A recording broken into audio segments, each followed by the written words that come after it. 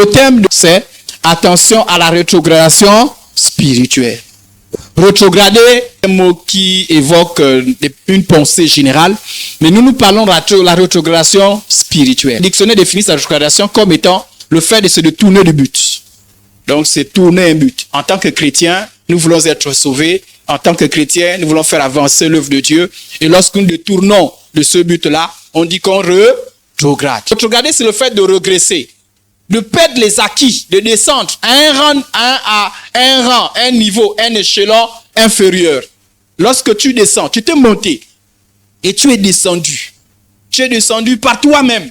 C'est pas Dieu qui t'a fait descendre. C'est pas l'église qui t'a fait descendre. Tu es descendu par toi-même.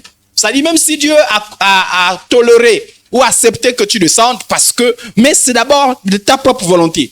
Et quand tu descends, on dit que tu as rétrogradé. Normalement, avec Dieu, on va de gloire en gloire. Rétrograder, c'est le fait d'aller en sens inverse à la direction initiale. Le fait de reculer, de revenir en arrière. Ça dit, tu connaissais la direction. Mais on te croise, on va dire, tu fais le sens inverse. Vous imaginez qu'on est mardi et que pendant que vous venez à l'enseignement, le pasteur il est en train de partir à l'Oasis. Sauf s'il y a une urgence. Et vous demandez, pasteur, il y a un problème? Le pasteur vous dit non. Il y a une urgence? Non. Mais on a une réunion? Oui, je sais. Mais tu viens pas à la réunion? Non. Et là-bas, il y a quoi? Non, je malade seulement. Là, vous savez qu'il y a un problème. L'expression rétrograde n'existe pas dans la Bible. Donc, vous n'allez pas voir le mot rétrograde dans la Bible. Mais la pensée y est. Amen. Voilà, c'est du français. La Bible n'a pas utilisé le mot rétrograder. Mais les synonymes, la Bible en a utilisé. D'ailleurs, ce texte évoque la pensée de rétrograder. J'ai pris le français, la Bible se meurt pour qu'on se comprenne mieux. Il est écrit, quant à nous, nous ne sommes pas de ceux qui retournent en arrière pour aller se perdre. Amen. J'espère qu'on est dans le nous là. Il dit, nous ne sommes pas de ceux qui retournent en arrière pour aller se perdre. Il dit, nous, on n'est pas dans ça. Parce que retourner en arrière, c'est ce qu'on appelle la rétrogradation. Et l'auteur dit, nous ne sommes pas de ceux-là qui repartent en arrière pour aller se perdre. Il dit, je refuse. Tu ne recules pas dans ta foi. Tu ne recules pas dans ton zèle. Tu ne recules pas dans ton engagement. Peu importe le domaine, tu ne recules pas. Dans tes vertus, dans tes bonnes œuvres, tu ne recules pas. On doit forcément avancer. Ce que tu as appris, tu dois aller de gloire en gloire. Mais pas que tu recules. Et au nom de Jésus, personne ne recule au nom de Jésus. Amen, amen. Il dit, quand nous ne sommes pas de ceux qui retournent en arrière pour aller se perdre, mais de ceux qui ont la foi pour être sauvés. Alléluia.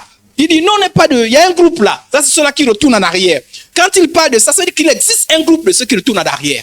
Donc, frères et sœurs en Christ, quand on est présent ici là, sachez que parmi tous les saints, peu importe l'assemblée, il y en a toujours malheureusement des gens qui repartent en arrière. Mais il dit, nous ne sommes pas de ceux-là. Mais nous sommes, lui, il choisit quel groupe? J'espère que vous allez choisir ce groupe-là, de ceux qui ont la foi pour être sauvés. Amen, amen. Ok. Donc, ne soyez pas étonnés. Ne soyez pas étonnés quand les gens repartent en arrière. Ça fait mal au cœur, mais ne soyez pas étonnés. Ne faites pas comme c'était une révélation pour toi. Oh, c'est comment? Je suis choqué. C'est comment? J'arrive même plus à me relever. C'est trop fort, c'est trop fort. C'est quoi? Telle sœur a perdu la foi. Mais ça a toujours existé. Malheureusement, ça existera toujours. Voilà, on peut prier et puis on va voir si la personne sera sensible à la voix de Dieu. Voilà, tel frère, tel pasteur. Bon, peut-être pas vous, hein. Moi j'ai déjà vu les pasteurs qui rétrogradent, les anciens qui rétrogradent, les diacres qui rétrogradent. J'ai vu les prédicateurs qui rétrogradent. J'ai même vu les gens qui ont mis en place les ministères. Un peu comme on est là. Ça y est, il a mis en place les ministères. Les gens sont venus, 1000 personnes. Et vous voyez, donc il y a des gens qui rétrogradent. Amen, amen. Il y a même des gens qui font pire. C'est-à-dire qu'il rétrograde et il devient maintenant celui qui combat la foi. C'est-à-dire que lui, au lieu de se calmer même, hein, il critique même les chrétiens. Il connaît les choses des chrétiens. Donc c'est même lui qui te décourage. Tu as jeûné, jeûné. Tu sais quand on jeûne, il connaît bien le jeu. Mais il te critique les choses. C'est-à-dire que si tu n'as pas une foi solide, tu vas dire, si lui il parle comme ça, il va encore faire quoi? Donc ce n'est pas une révélation. Parmi les saints, il y a ceux qui rétrogradent. Dans le contexte biblique, rétrograder signifie s'éloigner de Christ au lieu d'avancer vers lui. Regresser la marche chrétienne au lieu d'avancer. Je vous ai fait l'illustration de ceux qui chutent. Ils chutent. Voilà. Et pourquoi ils chutent? Nous allons voir pourquoi les gens rétrogradent. Mais là, par exemple, dans cette illustration, parce qu'il y avait de l'eau au sol, il a glissé. Voilà. Il rétrograde. Et 2 Pierre, verset 22, compare les rétrogradés à deux animaux. Il est arrivé ce qui est dit dans un proverbe, vrai. Le chien est retourné à ce qu'il vomit et la truie lavait ses vautrés dans le boubier. Voilà deux animaux bizarres.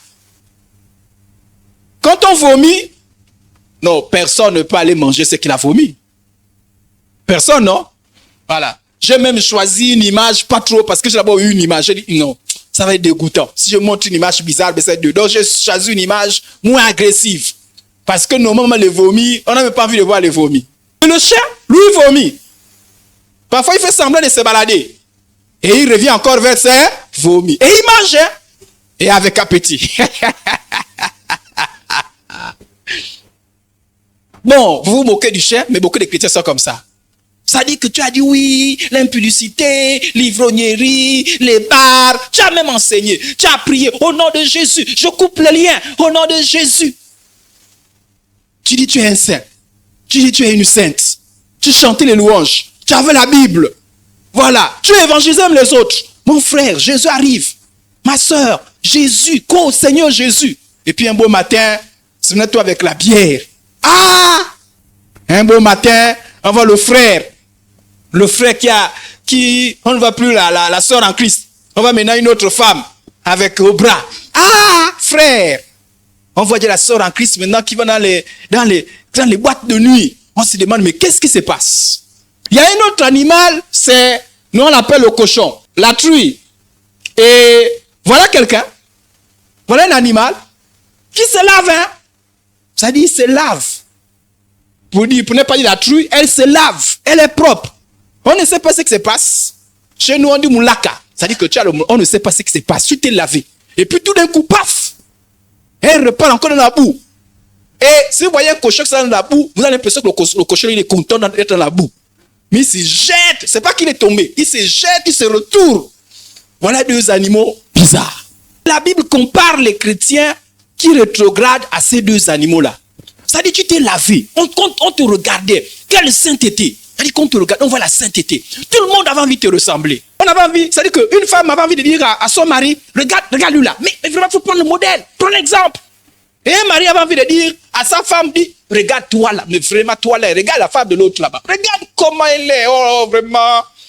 Tu étais le modèle. Au travail, tu étais le modèle.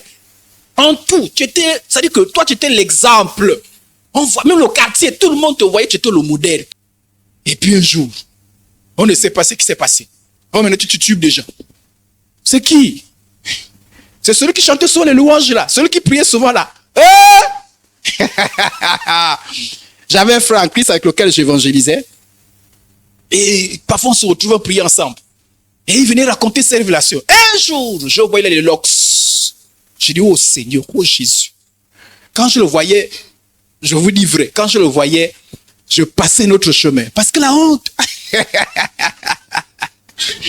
la honte, surtout si quelqu'un qui connaissait qu'on marchait souvent ensemble, on allait évangéliser ensemble. Ça dit que j'avais peur que quelqu'un dise, toi là, c'est pas ton frère qui est là.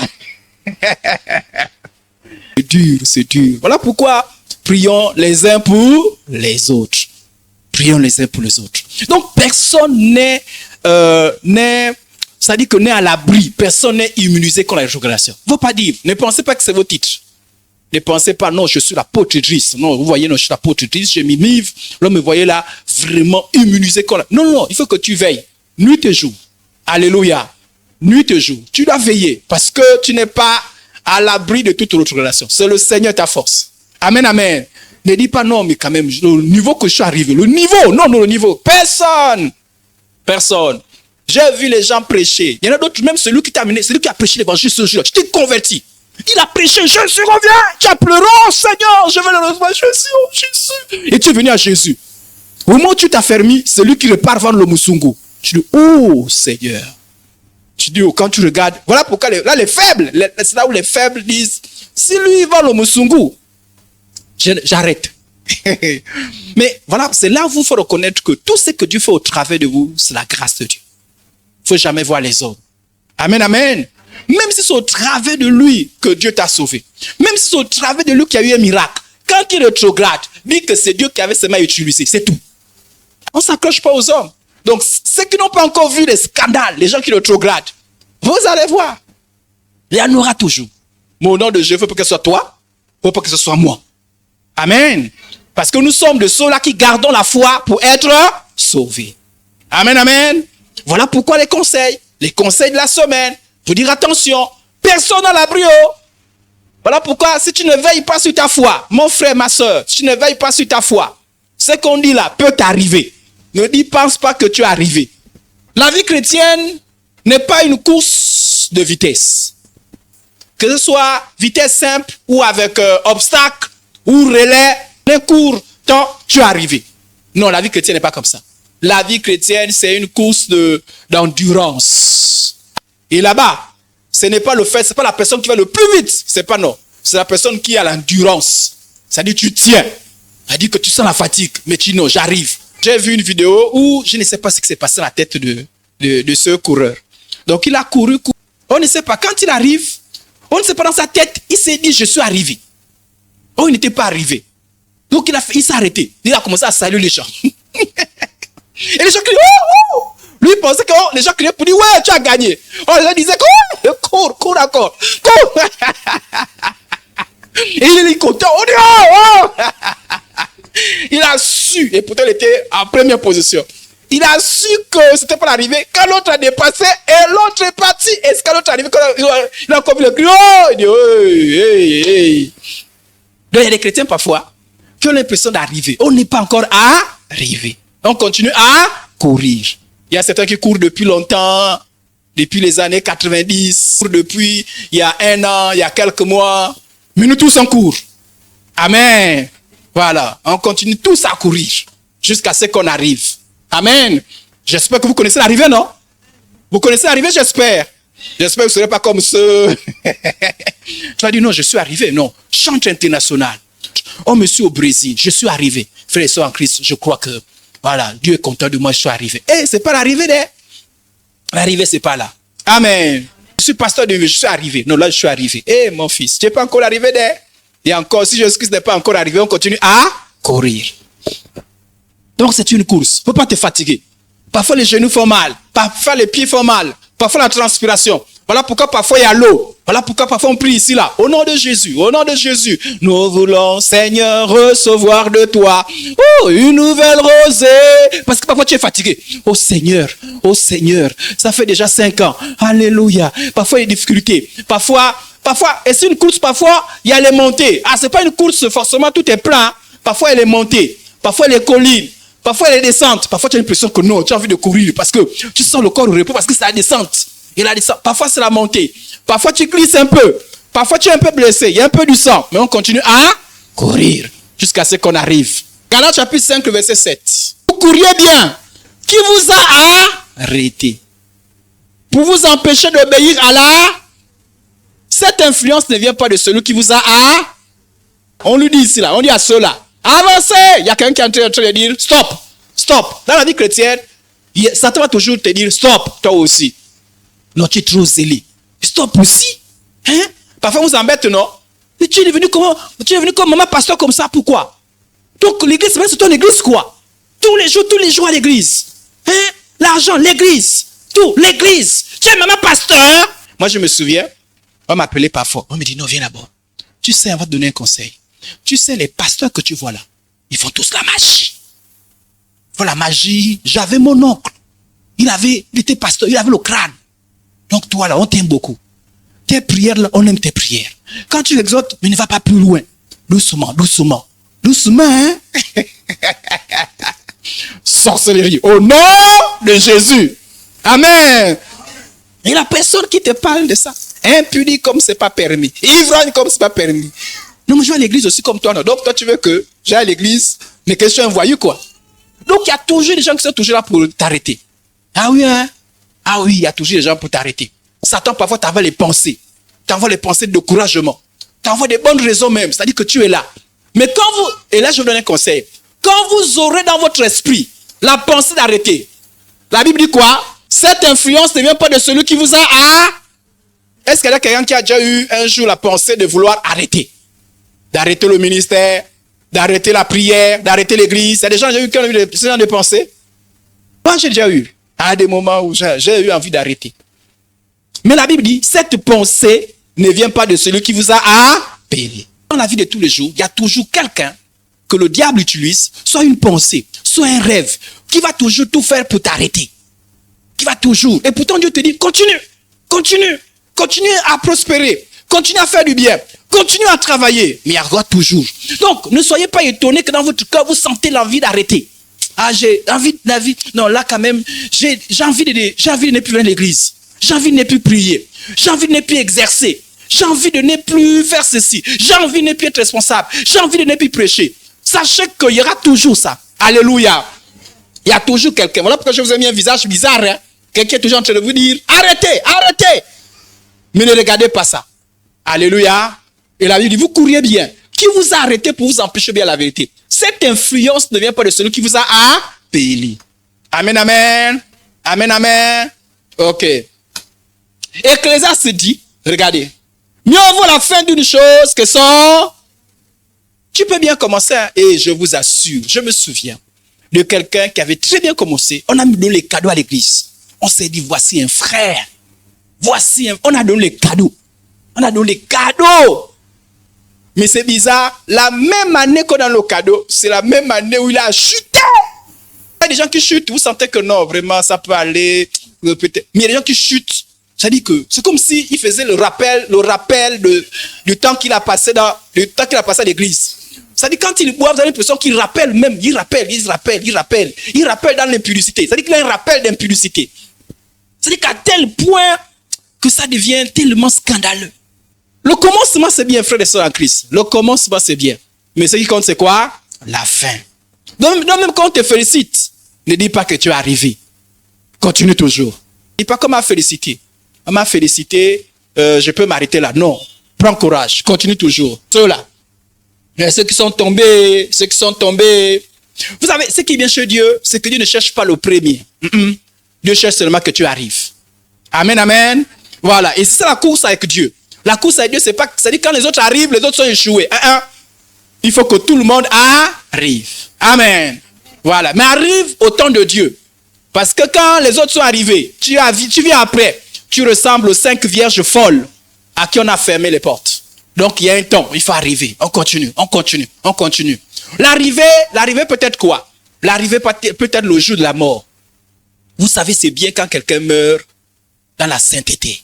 Ah, c'est une grâce, hein? Tu meurs vraiment. Et maintenant, je vous donne un conseil. Je vous donne un vrai conseil. Vous savez, quand quelqu'un meurt, il y a des gens qui viennent raconter les bonnes choses. Mais il y a toujours des gens qui viennent raconter les mauvaises choses. Donc faites attention toujours à la mort des gens. Il y a des gens qui font toujours avec les révélations. Parfois des choses vraies, parfois des choses fausses. Donc, mieux quelqu'un veut raconter les choses fausses, mais pas les vraies choses. Ça dit que tu meurs, on se rend compte que, oh non, le pasteur Idriss est mort.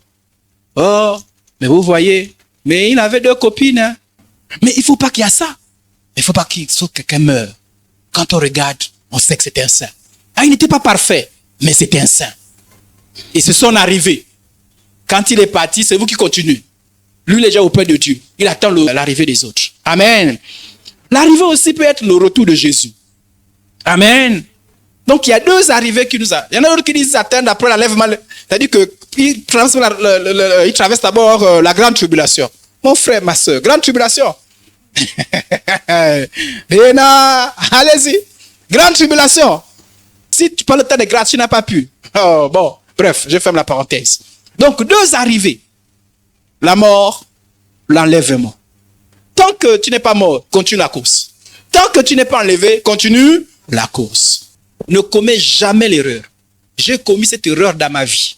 Une année, c'est la pire de mes années. Je n'ai pas péché. C'est-à-dire que je n'ai pas fait de scandale. Mais je m'étais dit, bon, là, j'ai trop fait les choses de Dieu, là. J'ai trop fait les choses de Dieu. Cette année, je me concentre sur moi-même. Je me concentrer sur moi-même. Mais j'ai dit l'année là, je travaille, je veux me développer, je veux travailler sur le plan social, sur le plan spirituel, seulement je prie Jésus, c'est tout. Le ministère, pour l'instant, je veux prendre du temps. C'est la pire des années. C'est la pire des années que j'ai fait. La pire des années. Quand j'entendais pire là, c'est pas que je suis allé pécher, non. Sainteté à l'éternel. Amen, amen. Mais dans la communion avec Dieu, c'est la pire des années. C'est la pire des années. Et plus jamais je ne commettrai cette erreur-là. Le fait dit que non, pour l'instant, je laisse d'abord sur le plan spirituel, je laisse d'abord, je fais, c'est la pire. Et même là, j'ai dû me repentir. Hein. J'ai dit, Seigneur, pardonne-moi. Parce que c'est comme si Dieu a dit, tu as besoin de repos. Ok, vas-y. C'est la pire des années. Peut-être vous ne comprenez pas. Essayez, vous verrez. Essayez, vous verrez. Essayez, vous verrez. Alléluia. Donc, ne commettez jamais cette erreur-là. Ceux qui ont commis cette erreur-là, vraiment, il a fallu la grâce de Dieu pour les ramener. Je sentais que les portes étaient fermées. C'est comme si, quand je priais, c'est comme s'il me disait, tu as dit que tu t'occupes de toi-même, non? Tu as encore besoin de moi, pourquoi? Tu as pris la retraite, non? Oh, tu es sauvé, non? Ok, tu es sauvé. Laisse-moi aussi m'intéresser à mon œuvre. Tu as dit que tu prends la retraite. Tout est fermé. Regardez, on parle de la rétrogradation, n'oubliez pas. Hein? Ça dit que de ceux qui commencent, mais malheureusement qui repartent en arrière. Regardez la femme de Lot. Elle est sortie de Sodome et Gomorrhe, non? Elle était avec les autres, non? Certainement, elle marchait avec son mari, non? Elle marchait avec le mari, avec les enfants. Oh, heureusement, hein? Vraiment, les anges sont venus avertir. Ils étaient avertis. Alléluia. Est-ce qu'ils n'étaient pas avertis?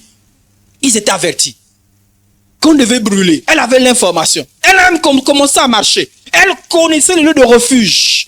Elle connaissait là, il fallait partir se réfugier. Mais elle a commencé à marcher. On avait dit, ne regarde pas en arrière. Ah, mon frère, ma soeur, ne regarde pas en arrière. Elle avait commencé à marcher. Mais pendant la marche, elle regarde en arrière. Et en regardant en arrière, elle s'est transformée quoi? En statue de sel. Et il y a beaucoup de chrétiens comme ça là, qui ont bel et bien commencé. Qui connaissent. Il y a même des gens, moi je suis étonné de savoir. Il y a même des gens même qui viennent. Oh, j'ai vu l'enlèvement. J'ai vu l'enlèvement, mon frère. Oh, j'ai vu l'enfer. J'ai vu Jésus. Il y a même des gens comme ça là. Vous voyez, ils vous racontent des choses, vous sensibilisent. Parfois l'autre vient, Esprit Saint, le Seigneur, il a dit, purifiez-moi quand je bientôt. Bon, c'est toi qui nous dis ça, non? C'est toi qui nous parles, non? Donc c'est la personne qui est sensibilisée, c'est qui? C'est toi, non? C'est-à-dire que tu viens. Je reviens bientôt. Tu te dis, waouh! Ça dit, même si tu n'étais pas là quand Dieu a parlé, mais tu dis non. Quand je vois la soeur là, quand je vois le frère là, je serai bientôt. Et même à cause de la prophétie là, tu t'es détourné d'un péché, tu t'es en train de repartir. Tu t'es dit non, Jésus revient bientôt. Mais quand tu regardes le frère, la soeur, elle repart en arrière. Tu dis, oh! C'est pas à celle-là ou à celui-là qu'on a parlé que Jésus revient bientôt. Et j'ai vu des gens, hein, je vous dis la vérité. J'ai vu des gens qui ont été sensibilisés directement par le Seigneur, que Dieu a parlé. Voilà pourquoi je dis toujours, Abraham avait raison quand il parlait au monsieur qui était en affaire là. Il a dit, parce que le monsieur qui était en affaire dit, pardon, va mes frères, leur avertir que ne peut pas venir en affaire ici là. C'est pas bon ici. Abraham a dit quoi? Qu'ils ont les prophètes. S'ils ne croient pas aux prophètes, même si un mort descend, ils ne croiront pas. Moi, à l'époque, je me disais, mais les Israélites, c'est des incrédules. Hein. Comment ils voient la mer qui se sépare en deux? Bon, je ne sais pas si vous avez pensé à ça. Hein. J'ai dit, mais c'est des incrédules. Hein. Ils voient la mer qui se sépare en deux. Comment on voit la mer qui se sépare en deux? Ils peuvent encore douter de Dieu. Moi, je me dis, c'est moi, je ne doute pas de Dieu. Mais quand j'ai vu comment fonctionnent les gens, j'ai dit, même si c'était moi, s'il n'y a pas la grâce de Dieu, j'aurais douté. Vous savez, frères et sœurs en Christ, que vous croyez, vous ne croyez pas, moi je vous le témoigne. Je n'ai pas dit le contraire de ce que moi j'ai vécu. Je vous dis, moi personnellement, j'ai été visité par Jésus, pas dans ses rêves. Dans le temple Alliance chrétienne, j'étais assis un dimanche matin, entre 6h et 7h. Je souvent dit ça, non? Jésus est venu me visiter. C'est là où Jésus m'a dit, tu me sers. Je ne suis pas debout là par hasard, hein. Jésus m'a visité. Mais je vous dis la vérité, le moment la chair me fait, ça dit qu'il y a des moments où la chair me dit, est-ce que vraiment là, est-ce que tu avais vu Jésus? Il y a des moments où la chair me dit, est-ce que tu avais vu Jésus? Je vous ai dit, j'ai eu la grâce d'avoir vu Jésus. Jésus m'a visité, Jésus m'a parlé, et c'est grâce à lui que je suis là. Un matin, je ne dormais pas, j'étais assis. Il est venu m'a parlé. C'est là où a commencé ma délivrance de doute. C'est là où Jésus a parlé. Et je vous ai dit que dès qu'il m'a parlé, il m'a dit, va chez le pasteur. Il a ouvert la Bible que j'avais, il m'a dit, tu pars, tu donnes tel verset. Il va prier sur la base de ce verset-là. Et je suis allé voir le pasteur. À l'époque, je prie plus au nom de Jésus que Dieu fasse grâce. C'était le pasteur Lazare. Je suis parti chez le pasteur Lazare. Vraiment, je prie pour ce pasteur. Il me dit, c'est comment? Je tente de l'expliquer, je tremble. Il me dit, non, j'ai compris. Alléluia. Mais parfois, je suis là. Non, mais Non, mais voilà pourquoi. Vous qui pensez que non, moi je ne crois pas trop parce que Jésus m'a pas encore parlé, j'ai pas encore vu les anges, j'ai pas encore vu l'enfer. L'homme.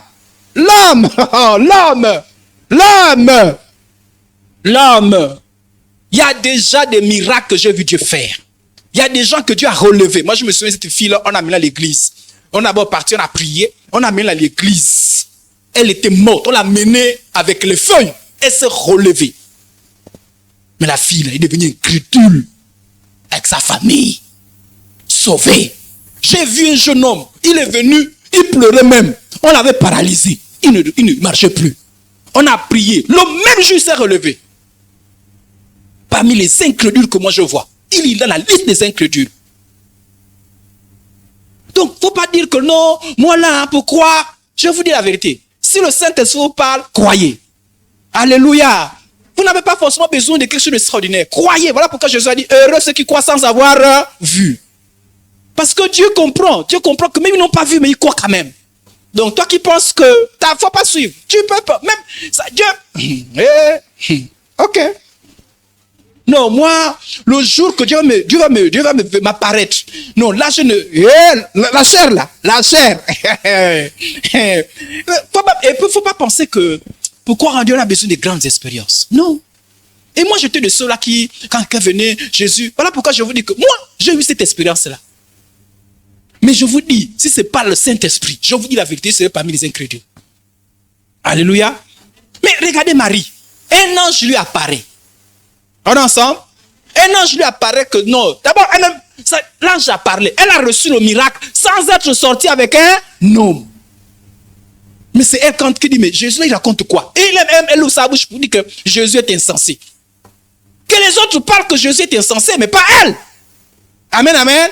Jean-Baptiste, on l'avertit que non, quand tu vas voir le ciel, voilà, le Saint va descendre sous la forme d'une colombe. Pendant qu'il baptise, le ciel parle. Celui-ci, le ciel parle. Le ciel en haut là-bas. Le ciel dit, hé, Jean-Baptiste, celui que tu es en train de baptiser là, c'est mon fils. Plus tard, il envoie les gens vers Jésus. Il dit, hé, allez se demander à l'homme là, c'est lui qui doit venir ou bien on doit attendre quelqu'un d'autre. Vous me comprenez déjà?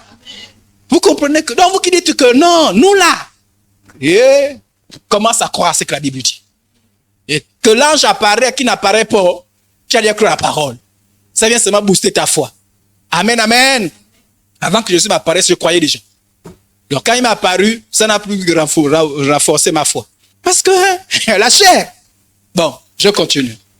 Donc, la femme là, les anges sont venus parler. Les anges sont venus parler.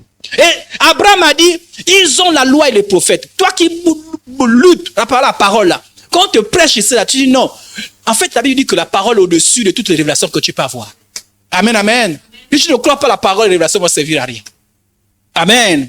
La femme a eu la visitation des anges. On l'a parlé. Mais, elle a regardé en arrière. Alors, les signes que quelqu'un est en train de rétrograder. Alors, je préfère vous avertir. On peut rétrograder tout en étant à l'église. Ça dit, tu peux être là présent, mais ta foi est en train de rétrograder. Donc, si tu vois un signe comme ça dans ta vie, enlève ça vite. Si tu vois un signe comme ça avec ton frère et ta soeur, commence à exhorter, à encourager. Parce que, et je vous donnerai les finalités de la rétrogradation. Quand on n'arrête pas la rétrogradation, tout de suite, vraiment parfois des conséquences vraiment néfastes. Alors, il y en a beaucoup de signes, hein, mais j'ai pris quelques signes. Alors, premier signe. L'amour pour Christ se refroidit. Le zèle baisse.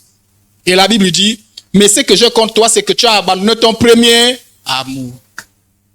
Les amoureux la connaissent, ce qu'on appelle le premier amour. Et les amoureux, même à quelle heure? Tu dors. Tu dors. Beaucoup de cœur. Tous les jours, bisous, bisous. Il y a même un jour qu'on disait tous les jours, bisous, bisous, bisous. Donc le premier amour, on connaît ce que c'est. On connaît ce que c'est. Mais Dieu dit tu abandonnes le premier amour. Et c'est l'un des signes des derniers temps. Tu as vu les derniers temps? L'iniquité va s'accroître. La charité du plus grand va se refroidir. Ça dit que l'amour pour Dieu va se refroidir. Les gens auront l'amour pour les choses de ce monde. L'amour pour l'argent.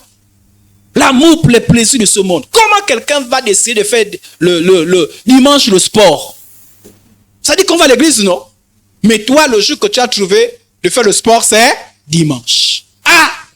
Seigneur! Frère, sœur, l'église, non. Vraiment, aujourd'hui, la réunion. Le zèle pour Dieu se refroidit. Quand tu vois que, quand ton zèle se refroidit, tu es en train d'emprunter le chemin de la rétrogradation. Tu es en train de reculer. Ça dit que tu t'es arrivé à un certain niveau, mais tu recules encore. Et c'est le premier signe. Ne dis pas que non, moi je maîtrise. Attention, frères et sœurs en Christ. Voilà pourquoi je vous ai dit qu'il y a des pasteurs qui prêchaient, qui prophétisaient, mais qui ont rétrogradé. Qui ont vraiment rétrogradé. Donc, toi, quand tu vois ces signes-là, tu gagnerais, tu as tout intérêt à éliminer ces signes. Mais ne pas dire que toi, tu es plus fort. Si tu es plus fort, mon frère, ma soeur, ok. Non seulement l'amour pour Dieu refroidit, ça dit que le zèle que tu avais, on ne le retrouve plus. Et parfois, on voit ça. Hein. Parfois, on dit, ah, mais tel frère était zélé. Hein. Mais quand on voit là, tu traînes déjà les pas, on te force déjà. Il y a des choses même qu'on n'avait pas besoin de t'exhorter. On a besoin maintenant de te rappeler des choses que toi tu es censé faire. On a besoin qu'on court maintenant derrière toi. Vraiment, on sent l'amour pour Dieu qui diminue. Mais il n'y a pas que ça. Il y a la joie du salut. Bon, je ne sais pas. Peut-être vous, hein. Mais moi, quand j'ai été sauvé, j'avais une joie là. J'avais une joie. Et j'ai toujours cette joie. Mais j'avoue que au début du salut, la joie là. Au début du salut. Je ne sais pas, hein, bon, je ne sais pas si ça va faire. Mais quand tu es sauvé, la joie d'être sauvé. Voilà pourquoi je disais que lorsque je suis passé par les difficultés, j'étais convaincu que si je meurs, voilà pourquoi j'avais peur de la mort. Parce que je suis convaincu que je suis sauvé. À ça, j'étais convaincu. Je n'avais pas peur de la mort.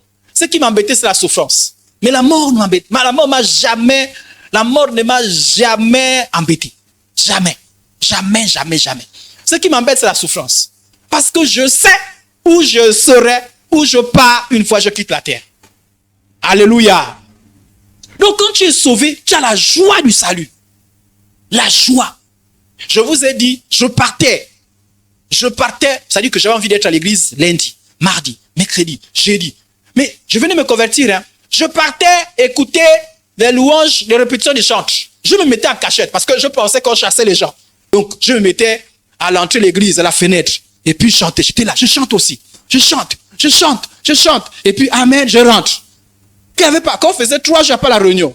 Seigneur, pourquoi il n'y a pas la réunion? Voilà pourquoi dans notre zèle, on a créé nos réunions dans les maisons. Parce qu'on voulait faire des choses. Alléluia. La joie du salut. Et un jour, David a l'impression qu'il a perdu la joie du salut. Et il va faire la prière. Rends-moi la joie de ton. Et qu'un esprit de bonne volonté me soutient. Il y a des gens, quand vous les voyez, ils ont l'impression qu'ils n'ont plus la joie pour les choses de Dieu. Il y a des gens qui viennent de l'église, tu as l'impression que c'est comme si on a dit, comment te noter, hein? Tu ne viens pas. Absent. Donc, pour ne pas être absent, la personne vient quand même traîner les pas. On dit ça. Tu sens que non, c'est comme si on a puni. C'est comme si on a dit, bon, les enfants, parfois, je comprends les enfants, parce que les enfants, parfois, nos enfants, parfois, viennent de l'église parce que les parents font la dictature. Et ils font la dictature au nom de Jésus. Parce que tant qu'ils sont dans nos maisons, ils sont dans la dictature, non? Voilà. Maintenant, quand ils partiront, ils seront libres. S'ils sont vrais, ils sont vrais. Les jeunes, j'espère que vous êtes vrais. Hein? J'espère que vous venez pas à l'église parce que papa vient à l'église. Hein? Voilà, c'est pas là pour mes enfants. Parce que le pasteur. Mes enfants ont manqué l'église, a commencé comment? Je te fais une prédication, il commence à 8h jusqu'à 24h. Jamais. Donc, les enfants, parfois, ils viennent à l'église parce que les parents disent, allons-y à l'église. Donc, ils n'ont pas le choix. Allez, tout le monde à l'église. Et la dictature, tout ce qui vient dans la maison. Tout le monde à l'église. Oui, tout le monde à l'église. Tu viens dans ma maison. Dictature, tout le monde à l'église. Donc, si tu ne supportes pas, tu attends. Quand tu as parti, tu dis, off. Donc, il y a des gens qui viennent à l'église. C'est-à-dire que les personnes qui se disent sauvées, mais qui viennent à l'église, tu as l'impression que c'est comme si on nous a forcés. Comme pour dire, maintenant je suis là, non, oh. Je suis là. Et j'en ai vu, hein. J'en ai vu. Je connais un frère. Il dit, quand il vient à l'église, c'est-à-dire que, déjà, l'église, c'est pas son point fort. Il vient pas, l'église, il vient de temps en temps. De temps en temps. Et quand il vient à l'église, il s'assoit, comme pour dire, je suis déjà là, non. C'est-à-dire, vous sentez que non, il est là, comme pour dire, je suis déjà là. Et puis, il fait comme si, c'est comme s'il devait mourir, quoi. Pour vous culpabiliser aussi, vous qui le forcez à venir à l'église, là. Parce qu'il vous explique qu'il est tout le temps occupé. Il travaille beaucoup. Il fait tellement de choses. Il a tellement d'obligations. Vous le forcez pourquoi? Donc quand il vient, il dit que même toi, quand tu le vois, tu as envie de dire non, mieux tu restes à la maison. Il y a des gens, quand vous le voyez, vous avez envie de dire non, reste à la maison. Non, je vous dis la vérité, reste à la maison. Parce que ta présence, c'est comme tu nous culpabilisais, nous. Oui, venir à l'église, c'est pas toujours évident, à cause de toutes nos occupations. Mais quand tu viens, montre que tu es là. Mais quand tu viens, tu as l'impression que le visage est triste. Et il y en a même certains, c'est même bon. Quand tu es vu le soir, on peut comprendre. C'est dimanche matin. On a l'impression que c'est comme si on t'a forcé. C'est-à-dire, quand tu viens, le visage est triste. Quand la chante te dit, on va se lever à louer le Seigneur. Et ma manière de te lever, quoi. Et les pauvres chantent dans la joie. Je suis dans la joie, une joie, toi, tu es là. Je suis dans la joie, une joie immense. Et pitié. Alléluia. Et un pasteur disait, les mêmes gens, mettez-les au stade, quand il y a le match. Mais l'église est là. Je suis dans la joie, une joie. J'espère que vous n'avez pas les visages des gens punis. C'est-à-dire que j'ai l'impression que un cœur joyeux est un bon remède. Quand vous êtes trop abattu là, moi je ne comprends pas les chrétiens qui sont abattus. Ça dit qu'on loue, il y a des chrétiens louanges, il n'y a jamais la joie dans la louange. Jamais la joie, jamais. Et que tu es trop souriant dans la louange. On sait que non, on sait que tu es un grand, on sait que tu es une grande. On sait que nous dans le monde tu es un haut niveau. Mais quand même pas l'église.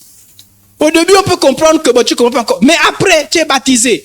Tu sais le Seigneur. Mais tu es toujours, je suis dans la joie.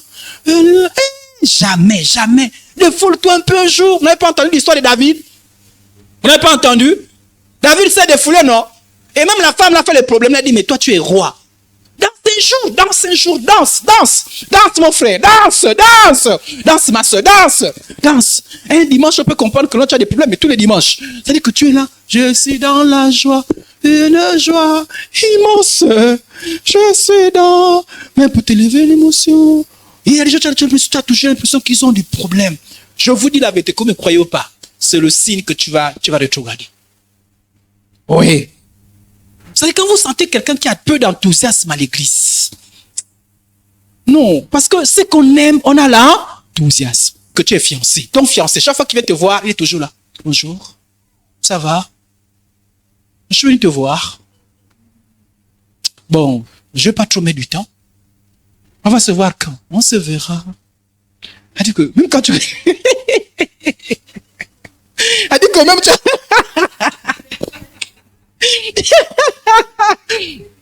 On dit même pour faire un rendez-vous. On se voit. Bon. Tu veux qu'on... Même si la personne finit par dire qu'on se voit. Bon, on se voit. Bon, on va dire 16 heures comme ça. 16 heures. On va voir 16 heures. Bon, je ne te garantis pas, mais 16 heures. Et puis 16 heures arrive. C'est bon, tu es arrivé? Bon, tu as dit que c'est pour parler, non? Oui. Parle, tu voulais quoi?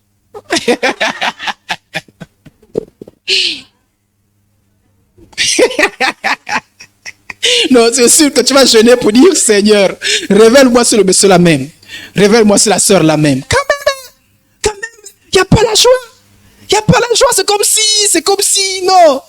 Mais pourquoi vous faites ça pour Dieu? Pourquoi vous faites ça pour Dieu? Mais vous ne réalisez pas que vous êtes dans la présence de Dieu. Pourquoi vous faites ça pour Dieu? Pourquoi vous faites ça pour Dieu? La joie, c'est pour Dieu. L'autre autres ont dit, je suis dans la joie. Lorsqu'on me dit, allons à la maison du... Bon, lui dit que, c'est seulement quand on lui dit qu'allons à la maison du Seigneur. On dit seulement, allons. Toi, tu ne sais pas que toi, seulement allons seulement. Toi, tu arrives même dans la maison du Seigneur. Mais quand tu arrives, ça dit que même le deuil a menti. Même au deuil, on te voit toujours, au deuil même. C'est le deuil, même on te voit. Tu chantes même au deuil. Dans la maison du Seigneur. Dans la maison du Seigneur. Un cœur joyeux est un bon. Ça dit que c'est un faux prétexte quand vous pensez que. Ça dit que quand vous. Parce que j'ai des difficultés, c'est faux. Les difficultés ne sont pas un prétexte pour avoir toujours le visage triste. Et vous, je vous donne un conseil. Hein. Je vous dis avec ceux qui s'habituent avec le visage serré là. Après, ça devient un caractère. Ça dit qu'à un moment donné, vous n'arriverez plus à sourire. Oui. Ça dit que ça devient un caractère. Quand ça te colle, c'est fini. Ça dit que ça devient, ça dit que quand on te voit, ça dit que c'est comme ça que tu es. On te décrit mieux comme ça. Donc faites attention avec ça, il faut changer au nom de Jésus. Donc la paix te joie du sol. Un cœur joyeux rend le visage serein. Et je vous donne un conseil. Pas penser que la joie, c'est quand forcément tout va bien. Voilà. Faut pas dire, moi je ne suis pas marié parce que chaque fois j'ai des... Non, non, souris même quand tout va mal. Voilà. Et puis c'est l'un des signes des chrétiens. Le fruit de l'esprit, c'est quoi? L'amour, la paix. Il y a aussi la... Alors, c'est ça qui caractérise les chrétiens. Mais toi, jamais, jamais, jamais. Oh. Vraiment. Non, passons. Et si l'autogration, c'est trop de plaintes, trop de murmures, langage d'incrédulité et fataliste. Quand vous voyez quelqu'un venir des questions bizarres, ça dit questions bizarres, ça peut arriver qu'on l'a posé. C'était pas l'intention, mais trop de questions bizarres. Est-ce que Dieu réellement, est-ce que Dieu guérit véritablement? Oh, ouais. Tu as pas lu ça dans la Bible. Est-ce que Dieu sauve réellement? Oh, tu as peur que la question là, ça ressemble à la question, ça vous dit rien? Ça vous rappelle pas une question? Où c'était où la question là? Jardin d'Éden. Dieu vous a-t-il réellement dit? Ça dit que les choses qui sont évidentes, tu ajoutes réellement. Est-ce que Dieu réellement a béni? Mon frère, ma soeur, tu es encore au stade, un nouveau converti pose la question, on comprend. Mais quand on voit les gens avec réellement, c'est-à-dire que l'évidence c'est là. Mais réellement, c'est le signe qu'il y a quelque chose, il y a une incrédulité qui est en train de pousser. Regardez, Psaume 73, 13. C'est en vain que j'ai purifié mon cœur et que je l'avais même dans l'innocence. Quand vous voyez quelqu'un dire déjà, ah vraiment, moi je me prive, moi je ne vois rien des choses de Dieu. Mais moi je sers le Seigneur, je prie, je vois pas l'action de Dieu. Toi là, quand tu connais ce que Dieu fait. Frères et sœurs en Christ, faites attention. Dieu fait tellement de choses dont vous n'êtes même pas souvent au courant. Même quand tu vois que tout est noir, tu ne connais pas ce que Dieu fait. Donc ne pensez pas que, ne vous dites pas que vous allez toujours forcément voir tout ce que Dieu fait. Tu n'as pas la sagesse de Dieu. Tu n'as pas l'intelligence de Dieu. Vous ne saviez vraiment pas. Quand vous avez déjà quelqu'un qui commence à dire, ça sert à quoi de servir Dieu? Ça sert à quoi de donner mon argent? Ça sert à quoi de prier? Ça sert à quoi de vivre l'abstinence? Quand il commence à dire ça, c'est que la grâce est en train d'arriver. Alléluia. Donc quand vous voyez ça dans votre vie, enlevez ça rapidement. Quand tu dis que me sert-il, que me revient n'est pas péché. Quand quelqu'un dit, ça me sert à quoi n'est pas péché. Quand déjà des questions comme ça, là, ça me sert à quoi? Et par expérience, j'ai vu que c'est la vérité. Je vous ai dit, c'est là qu'il y a une sœur qui disait, est-ce que forniquer dans la pensée, c'est un péché? Je dis oui. Elle dit, mais donc ça sert à quoi de me priver encore? Je fornique tout dans la pensée. Tous les jours, elle disait ça. Je dis, non, sœur, arrête. Elle a dit, non, c'est mieux que je sers maintenant. Je fornique en direct comme ça, parce que mieux là. Et elle a exécuté, hein. Ouh. Et j'avais une autre qui me disait, est-ce que flirter, et ça souvent c'est les trucs qui arrivent aux jeunes, est-ce que flirter c'est un péché? Oui, pas flirter, c'est ta femme. C'est ton mari. Vous flirtez pourquoi? Hein? Alléluia. Avis à ceux qui attrapent les femmes de trouille. C'est ta femme. Tu l'attrapes pourquoi? Oui. Oh. Le courant peut t'attraper comme ça? Mais tu attrapes. Moi je vois souvent des gens qui jouent aux amoureux avec ceux qui ne sont pas leurs partenaires. Et tu dis, mais je ne comprends pas. Comment toi tu es une femme mariée, tu attrapes le... Oh, c'est ton mari. Toi tu es une femme mariée. Mais la manière dont tu vas avec l'homme là, toi aussi, un peu. Toi tu es dans la chasteté. Mais la manière... Donc elle m'a dit, est-ce que c'est permis? Est-ce que c'est interdit de flirter? Je dis non, c'est interdit de flirter. Mais elle me posait la question tous les jours, toi tu as une histoire de flirter. Elle a flirté, elle est allée plus loin. Elle a bousillé sa foi. Oui. Donc quand il y a des questions bizarres, sincèrement. Quand tu es venu me poser la question que non, est-ce que c'est interdit d'avoir un petit copain? Que à l'église, là, quelqu'un va encore poser la question, est-ce que c'est interdit d'avoir un petit copain? Il y a quelqu'un qui peut encore poser la question là. Avec les enseignements qu'on a eu ici. Toi, quand tu me poses une telle question, tu es suspect. Comme tu me dis, un chrétien peut avoir un petit copain. Moi, un nouveau chrétien peut me poser la question. Ou une petite copine. Est-ce qu'un chrétien peut avoir deux femmes? Viens me poser la question là. Non, je ne te réponds pas. Je te réprimande au nom de Jésus. Donc, depuis qu'on fait les enseignements, tu ne connais pas ça. Il y a les vraies questions. Mais les questions, parfois, on sait que ça, c'est les vraies questions, on comprend. Mais pas les questions aussi, est-ce qu'un chrétien peut avoir 2 femmes? Depuis qu'on enseigne ici, c'est la preuve qu'il y a quelque chose. Je vous dis, j'ai déjà vu ça. Quelqu'un qui a commencé à poser la question, j'ai déjà vu ça. La question, c'était, est-ce qu'un chrétien peut avoir 2 femmes? J'ai vu, j'ai entendu. Et il a épousé une deuxième femme. Et voilà pourquoi vous-même soyez votre propre juge. Quand vous voyez des choses maintenant qui remontent en vous, sachez que enlevez ça rapidement. Ne négligez pas ça. Et quand vous voyez votre frère en Christ, votre soeur en Christ, avec des questions bizarres, vous n'avez pas besoin de prophète. Vous commencez à prier. Ah Seigneur, comment tel frère peut me poser la question si on peut avoir 2 femmes? Quand il y a trop d'excuses, trop d'excuses, trop de raisons, ça dit que toi là, ça dit que, bon, maladie ça peut arriver, non? Mais il y a des gens qui ont l'impression qu'ils sont malades tous les jeudis, tous les mardis et même les dimanches. Il y a des gens qui ont l'impression que les habits sont toujours sales. Les mardis, les jeudis, les dimanches. Le jour des réunions, hein? Le jour où il n'y a pas de réunion. J'ai l'impression qu'il y a des gens qui ont toujours les réunions familiales que les jours des réunions. C'est-à-dire que tous les problèmes, c'est toujours les jours de réunion. Est-ce que vous ne trouvez pas que c'est bizarre? Ça peut arriver, non? Ça peut arriver, non? Mais bizarrement chez toi, ça n'arrive que là on a besoin de toi. Tu as toujours les habits sales, tu as toujours un parent malade, tu as toujours une réunion au travail. Ça veut dire qu'à tel point, je vous dis, nous autres, on a mis du temps dans l'église. Ça là, on a vu ça. On a vu ça. Attention à ces histoires-là. Attention, les autres se battent. Mais toi, on a l'impression que ça veut dire qu'il n'y a plus de bagarre chez toi. Tu as des excuses. Quand tu as trop d'excuses, sois honnête avec toi-même. Il y a quelque chose qui cloche. Tous les autres ont les enfants. Mais toi, tous les jours, les enfants te bloquent. Les autres ont les enfants. Les autres ont les problèmes de finances. Mais toi, les problèmes de finances, c'est tous les jours. Sois honnête. Le problème, c'est être honnête. Dire que non, là, c'est pas normal. Tout le monde est fatigué, non? Mais toi, ta fatigue, là. Ça dit que tu as toujours une fatigue. Et que le jour des réunions. Et parfois, tu veux même, non, les frères et sœurs en Christ, vous me verrez plus les après-midi parce que j'ai une fatigue, là. Je dors. Mais le jour qu'il y a les réunions de famille, c'est bizarre, la fatigue, là, disparaît, hein. Le jour qu'il y a les réunions de collègues, c'est bizarre, ça disparaît, hein. Vous savez, un jour, à l'époque, j'avais ça. Et vous savez, je mentais sur les devoirs, les quoi. Je me suis converti, j'étais encore très jeune et à l'école. Et puis un jour, j'ai menti que non, enfin pas que j'ai menti, moi-même j'étais hypocrite. Je me suis dit non, je ne pars pas là parce que j'ai des devoirs à faire. Vous savez ce qui est passé? Les autres sont partis à l'église. J'ai dit je ne pars pas à l'église à cause de quoi? Vous savez à quelle heure j'ai commencé le devoir? À 14h. Les autres étaient revenus de l'église. Mais entre moi, je me suis réveillé. Il y avait quoi? J'ai tourné seulement. J'ai mis deux. Donc parfois, il y a des faux prétextes. Je vous dis la vérité. Parfois, il y a des faux prétextes. Et c'est quand j'ai pris conscience de ça, j'ai dit, Idriss, c'est important parfois de s'examiner. Tu es hypocrite.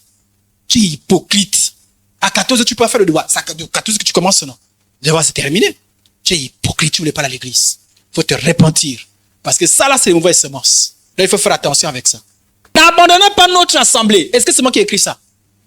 Et ici, l'assemblée, c'est au sens de réunion. N'abandonnez pas nos assemblées. Comme c'est la coutume de quelques-uns. Mais exhortons-nous réciproque. On dit n'abandonnez pas. Voilà pourquoi je suis contre ceux-là qui s'encouragent dans les absences. Ah toi, tu vas à l'église? Non, je n'irai pas. Quand tu ne vas pas, non, ne dis pas à l'autre. Sinon, ça va donner une mauvaise sémence. Vous m'avez compris? Ah oui, hein? Ah oui, ne dis pas à l'autre. Sauf si ton responsable, c'est-à-dire que tu prends, voilà, tu justifies. Mais l'autre n'a rien demandé. Et tu poses la question pour lui dire que toi, tu n'iras pas. Toi, tu vas à l'église? Oui, bon, oui. Ah, moi, je n'irai pas. Moi, je n'irai pas parce que là, tu me vois là. J'ai plein d'assiettes à la maison. Hein. Ah, tu me vois là. Je dois aller rendre visite. On m'a appelé en tant qu'homme pour aller rendre visite à la famille. Et puis l'autre, à cause de toi. Quand on entre à la maison, la fatigue vient. La fatigue, c'est la fatigue là. Toi là, avec tes histoires. Quand tu as des faiblesses, ne communique pas ta faiblesse aux autres. Par contre, la Bible encourage que tu dises à l'autre, je serai à l'église. Tu viens. Là, ça encourage, non? Amen, amen. Ça encourage. Mais ne décourage pas les gens. Je vous dis parce que je vis dans certains milieux, il y a toujours des gens qui découragent les autres. Ça dit, ils habitent dans le même quartier, va de maison à maison. Toi, tu vas à l'église? Ah non, moi, je ne pars pas. Ah non, moi, je ne pars pas. Moi, l'histoire, moi, j'ai décidé que moi, je ne pars plus que les jeudis, les mardis, non. Moi, je ne pars plus que les mardis. Mais tais-toi. Tais-toi. Tu décourages les autres. N'abandonnez pas vos assemblées. Ils étaient chaque jour. Comment? Moi, j'ai déjà fait chaque jour à l'église. J'étais en terminale. J'étais lundi à l'église. Mardi à l'église. Mais que tu peux pas faire un jour ça, même si tu veux me voir. C'est-à-dire que tu m'as cherché au quartier, tu ne peux pas trouver, tu vas à l'église. Bon, je ne demande pas de faire ça. Je passais le bac. Je ne dis pas aux gens, j'étais tous les jours à l'église. Bon, on ne vous demande pas de faire ça. Mais on dit chaque jour. Est-ce qu'on a dit quelques-uns? On dit comment? Tout ça. On ajoute assidu au. Bon, mon frère, ma soeur, quand tu penses qu'on en fait trop, ferme ta bouche. Sinon, tu pêches contre ce verset-là. Tous les jours. Quand tu vas tous les jours au travail, tu te plains. L'isolement. Celui qui se tient à l'écart cherche ce qui lui plaît. Il se dit contre tout ce qui est sage. Quand vous voyez déjà un chrétien, il est toujours seul dans son coin. Toi, tu n'es pas nouveau converti. Toi, tu n'es pas nouvellement converti. Mais tu es toujours dans ton coin. Ça fait 1 an que tu fréquentes l'église. C'est-à-dire qu'après le culte, fiou. Après la réunion, fiou. Bon, je ne dis pas maintenant qu'après, il faut rester. Mais quand même, toi, tout le temps, fiou. Tu ne parles jamais avec quelqu'un. Et il y en a même certains, hein, au début, parler avec quelqu'un. Mais désormais, seul. C'est-à-dire la personne est seule dans son coin. Seul. C'est un mauvais signe. Quand vous voyez quelqu'un seul dans son coin déjà, c'est comme, non. Non, tu sais, moi j'ai décidé que, vous savez, l'église là, quand vous parlez trop avec les gens, vos problèmes sont partout. J'ai décidé présentement, ça paraît sage, mais c'est pas vrai. C'est pas vrai, frère, c'est pas vrai, sœur. Dans une famille. Et dans une famille, il peut y avoir des difficultés. Mais ne sois pas seul. Alléluia. Oh, dans l'église là, il y a que toi la seule sainte, il y a que toi le seul saint. Les autres sont les méchants. Wabouni, trouve quelqu'un. Ou bien encore, il y en a certains, que les petits groupes, ça dit que c'est suspect. Vous avez quel problème? Alléluia, ce n'est pas normal. Amen. Il faut aimer la communion fraternelle. Soyez avec tout le monde. Je vous ai dit ici là, qu'il y a toujours un phénomène. Bon, les sœurs, pardonnez-moi. Hein. Mais souvent, il n'y a pas ça ici. J'espère, au nom de Jésus, j'espère que vous n'avez pas caché ça. Mais il y a toujours un phénomène où les femmes ne s'attendent jamais avec les femmes. Moi, je n'ai compris ça. Moi, il y en a même des femmes qui assument. Moi, je n'aime pas trouver ça avec les sœurs. Moi, c'est les frères. C'est comment? Babouni. Toi, avec les frères, on va te soupçonner. C'est-à-dire que les femmes sont toujours les choses anciennes sont passées. Toutes choses sont devenues nouvelles. Donc, supporte. Bon, il n'y a pas ça ici. Mais il y a des endroits où tu dis, mais quand tu n'es pas avec l'autre femme, moi non, moi les femmes. C'est-à-dire que les autres femmes sont toujours mauvaises. C'est que toi toujours qui es bien. Toi, tu as quel problème? Sois avec les autres. C'est pas grave. Les forts soutiennent les faibles. Amen. Rassurez-moi qu'il n'y a pas ça ici, là. Il n'y a pas ça ici. Il n'y a pas les sœurs qui se détestent. Sûr. Non, moi j'ai pris ma décision. La seule là, je ne dirai plus bonjour. J'ai pris ma décision. La seule personne qui dit bonjour, c'est le pasteur. Voyez? Bon, reconnaissez les femmes, que les hommes n'ont pas trop ce genre de problème. Alors, les hommes, vous froissez là, après, bonjour frère. Non, c'est normal. Amen. C'est normal. Là où il y a les hommes, parfois on peut se frustrer, même maladroitement. Amen. Parfois une histoire un peu maladroite peut dire, hey, la robe là n'est pas bonne. Et tu as dit ça devant les gens. Pardonne. Va dire, ah sœur, la prochaine fois. Et puis tu pardonnes. Ça l'a compris, gloire. Ça n'a pas compris, tu pries pour elle. Et puis tu avances. Mais depuis qu'on t'a dit que la robe là n'est pas bonne. Moi j'ai décidé, toujours avec vos décisions. Au nom de Jésus, sortez de telles décisions. Amen. On se supporte les uns. Il n'y a pas de petits cœurs. Je veux dire ici, il n'y a pas de petits cœurs. Tout le monde a un grand cœur. Amen. Là, tu me vois là, j'ai un petit. Je vais t'imposer les mains. Au nom de Jésus. Mais attention aussi, attention à ces choses. Nous sommes une famille. Et dans une famille, Même moi, le pasteur, je sais que vous savez, vous connaissez mes défauts. Donc, je sais. Parfois, vous dites, je sais comme dans vos maisons, parfois, vous dites, pas mal, hein. Dites, ah, l'apôtre là aussi, quand même, hein. Ah, l'apôtre là, vraiment, il est bien. Je sais. Et vous savez aussi que je vous connais aussi. On se connaît, non? Alléluia. On se connaît les uns, mais personne n'est parfait. Mais on se supporte les uns. Quand toi tu penses que tu es parfait, c'est-à-dire que tu penses, non, pour moi là c'est bien, mais pour l'apôtre là c'est trop grave. Non, pour moi, je pense que tu étais à la place de l'apôtre, hein, moi j'ai bien fait les choses. Au nom de Jésus, un jour, viens à ma place. Amen. Voilà. Donc attention, aimons-nous les uns les autres. Et attention à la rétrogradation. Enlevez ces signes.